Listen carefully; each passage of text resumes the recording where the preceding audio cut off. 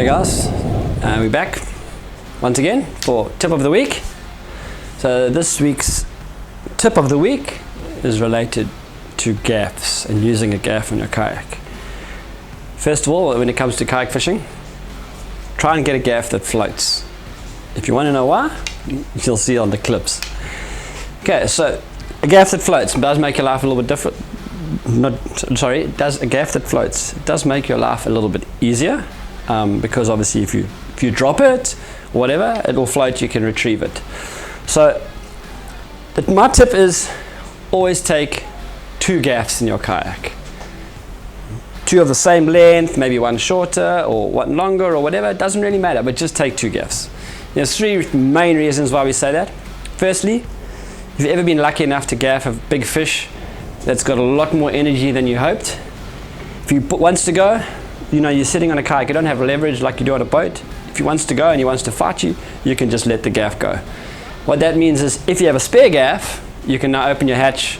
When the fish comes past again, you can gaff it with your second gaff. Obviously, if he swims off with your only gaff that you have and it falls out, now you get the nice big fish next to your ski. It's a lot easier, it's a lot harder, should I say, to try and load that fish when you no longer have a gaff that's maybe floating 200 meters away or sunk to the bottom. Okay, so the 2 gaffs, exactly that. Lose one to the fish, second one you gaff it and load it. Everyone's happy. Maybe you can retrieve a gaff, maybe you don't. The second reason, if you're landing a quality fish.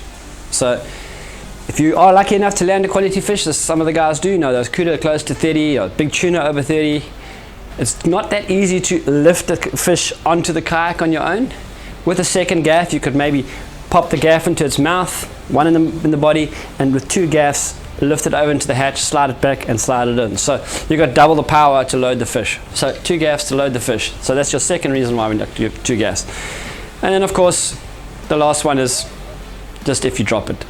You're fishing around and you just the gaff slips out your hand, or you put it on the deck to do something and it falls off. You don't have to quickly retrieve it before you land the fish because you do have a spare gaff on board. So it's easily happens on a kayak. Lose it, gaff a fish too early, and then also to help you load the fish. So that's my tip of the week, guys. Take it, use it, or don't. But if we see you on the water shouting for a gaff, we know you only had one. Thanks.